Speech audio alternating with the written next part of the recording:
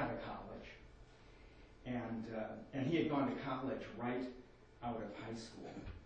So he was young, he was 21 years old. He was pretty smart, but he had no life experience whatsoever. He was single, unattached, meant that he was free to move to Chicago. He graduated college without any real debt. He was near the beginning of his adult life, which meant that when he moved, that he was able to move into one of our dormitory-style rooms, and that for him was just sort of a continuation of an evolving lifestyle rather than an interruption in his lifestyle. He was, when he arrived at the school's door, certain about serving parish ministry, but he had pretty much no idea about what that meant. He kind of saw seminary as if it were just another kind of graduate school. You know, it was one option as opposed to law school or a PhD program. You know, you gotta forgive him. He didn't know any better. He was young. He was me.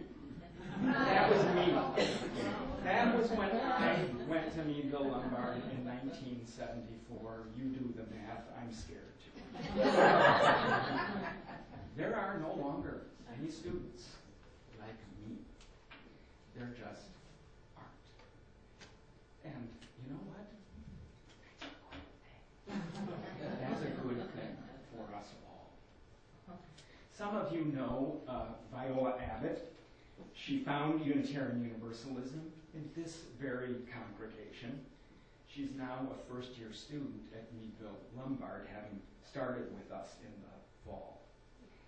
I've asked Vi to come today to tell you a little bit about her story, why she came to our school, what her circumstances were, and her understandings about ministry.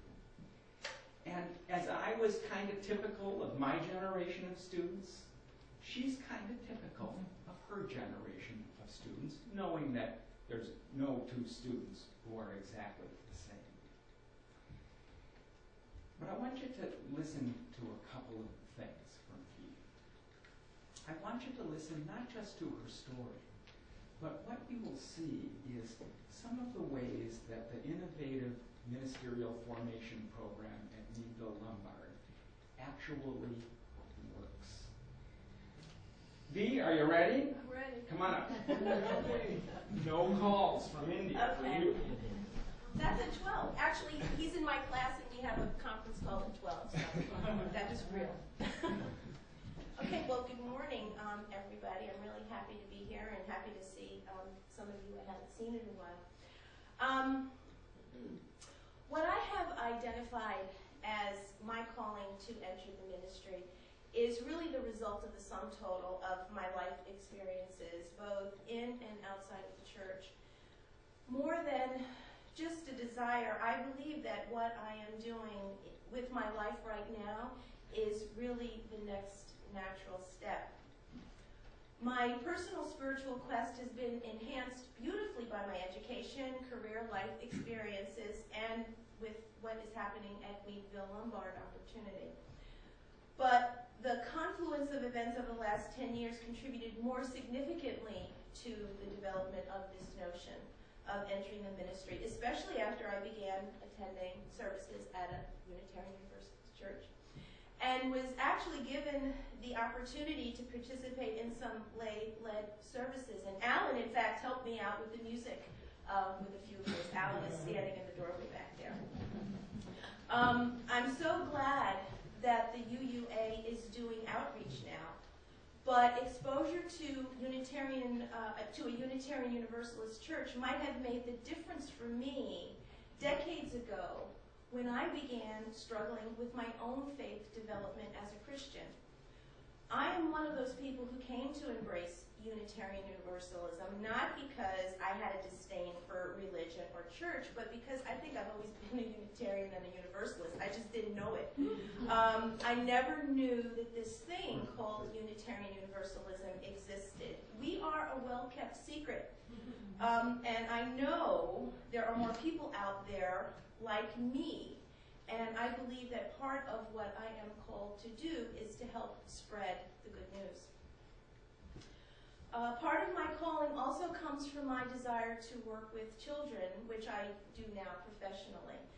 We have in our churches vibrant and inspiring RE programs.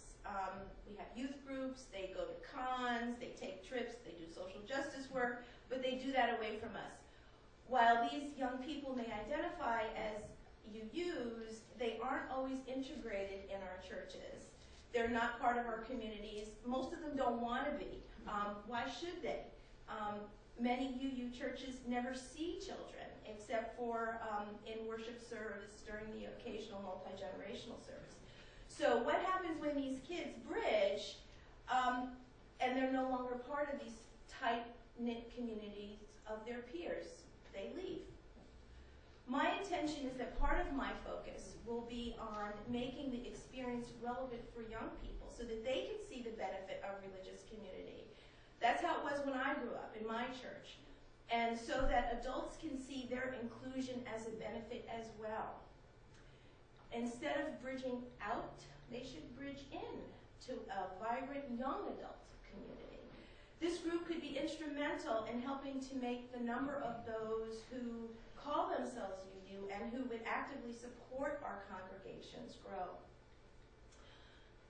But young people aren't the only ones who need to feel that they are a part of our community. People who are of non-European descent need to feel that way too. The appeal of Unitarian Universalism has overridden the discomfort that I sometimes feel as an other. Now, lots of us joke about the music, but the music is only a small part of it. It's really the least of it. Imagine, if you can, being part of a larger group of people and being repeatedly mistaken for the only other person who shares your ethnicity. I'm personally committed to Unitarian Universalism, but this is one example of the kind of things that send tentative newcomers right back out the door.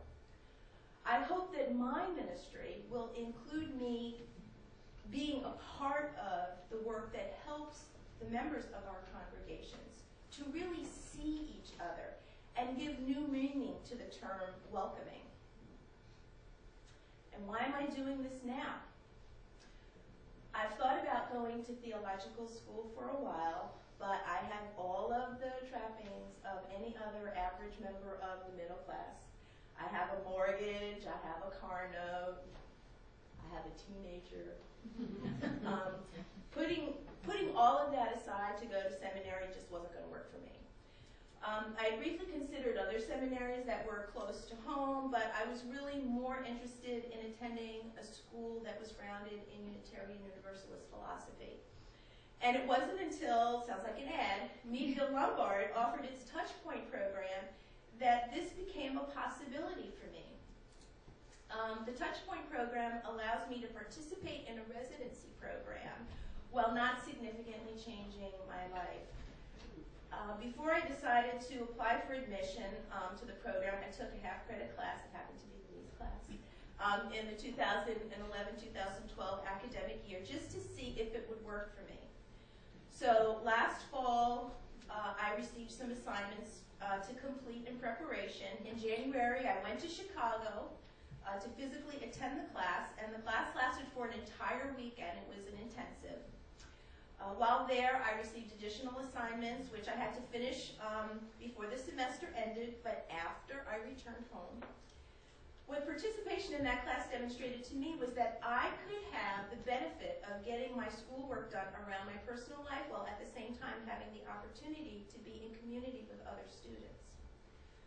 But another part of what I think Meadville Lombard is so special are its signature courses, community studies, congregational studies, and leadership studies.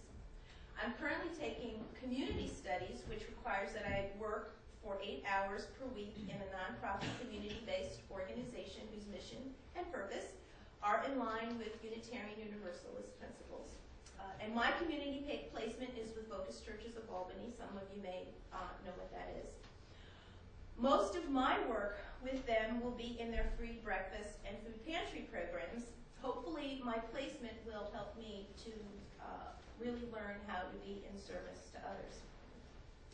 But there's a real cutting edge to this course. It's something that I think I really think is very cool. In addition to doing coursework in Chicago in August, and this coming January, each week I participate in a 3-person work group which meets via Skype. We discuss our experiences that we've had at our community placement. We work on other assignments.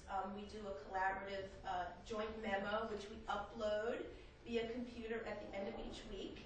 And we get detailed feedback from the instructors on the work that we do in written and video communications and monthly conference calls, one of which I have today, it's 12. Notwithstanding the fact that I'm not actually on the Meadville Lombard campus for much of the year, I still feel very connected to the school and the student body, and I'm really immersed in this experience. I think what Meadville Lombard is doing is very much the wave of the future. It's a method of engagement that works very well for people just like me who want to obtain a master's in divinity in community with others, but whose life situations make it difficult to do so.